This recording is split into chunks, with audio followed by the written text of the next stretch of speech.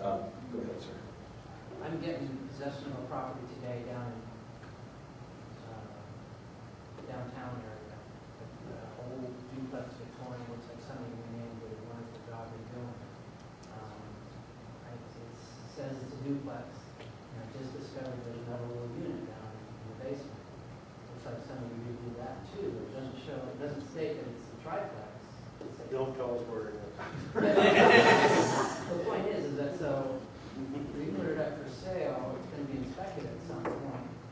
We have to, we would disclose it. I don't think that unit's legal. But what would happen now? Let's say we sell it, 7 months from now, you come and inspect it. And there's got to be a ton of these things in this area. What are you doing with that?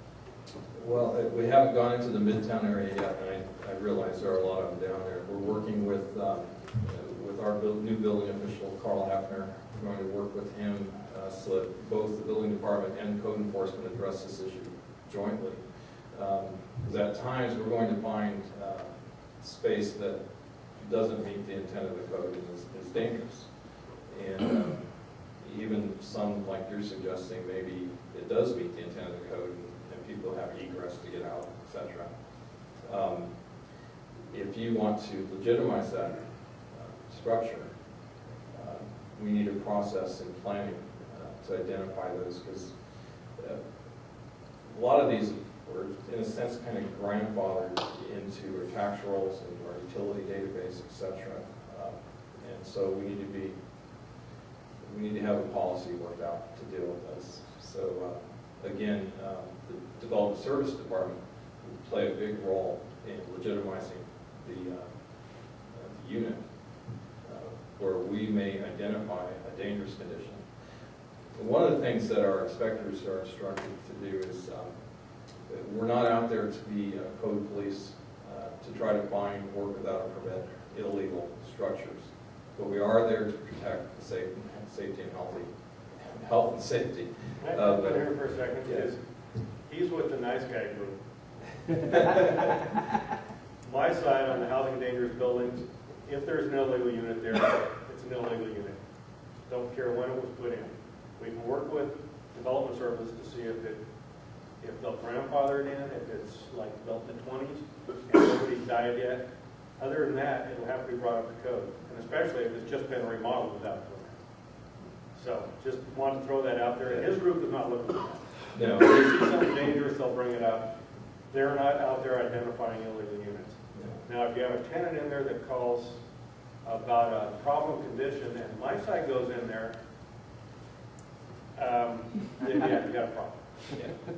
They're required to act if they see it in his division. In ours, we're looking for compliance issues. We're not so much looking for if a structure was built. All the nice guys that we can't really use look at his unit.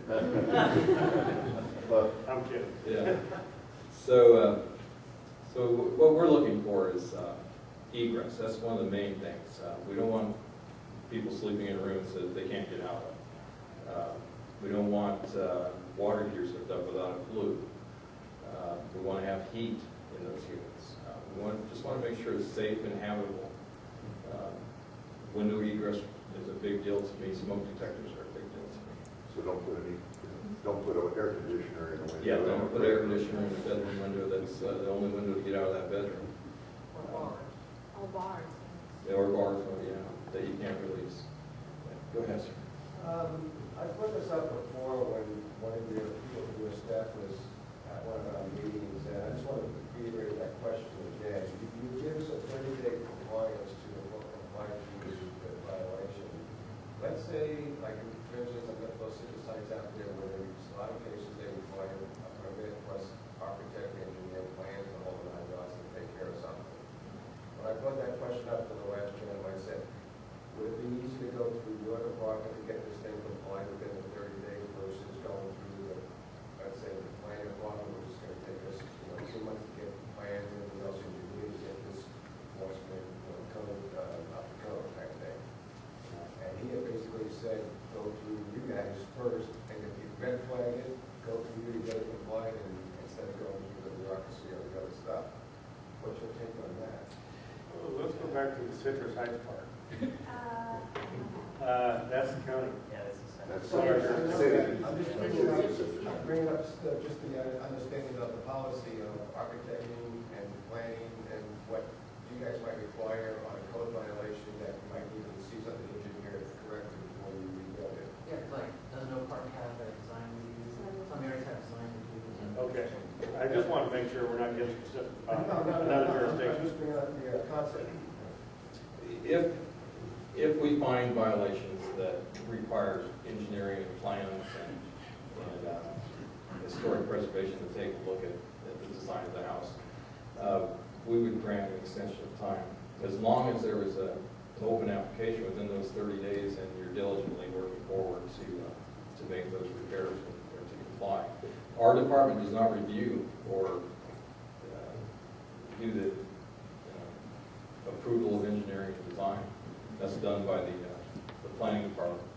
But at times, some of these properties may be required to go through that process.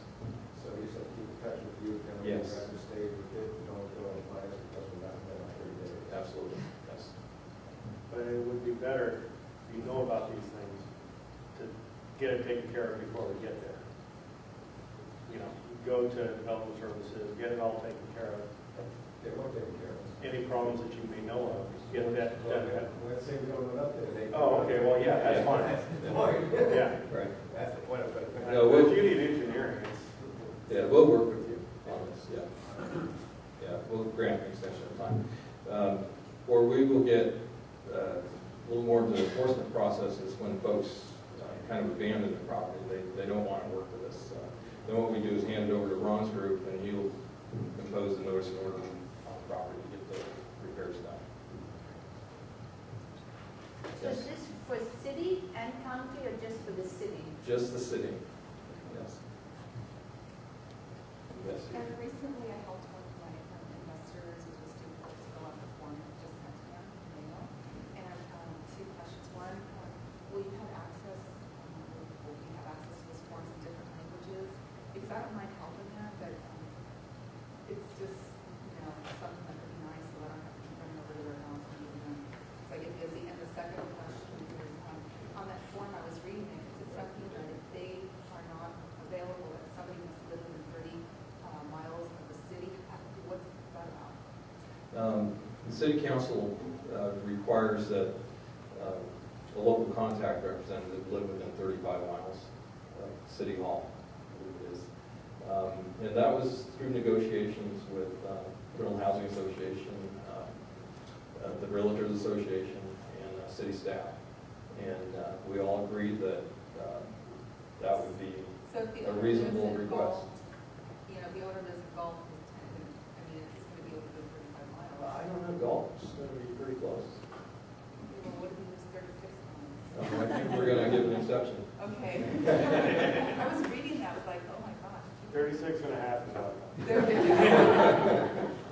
Yeah. But will you have it in different languages? Because I don't mind running out there, but, I'm just. We don't at this time, and to do that would put additional cost into the program. And we're trying to keep the cost as down as much as possible.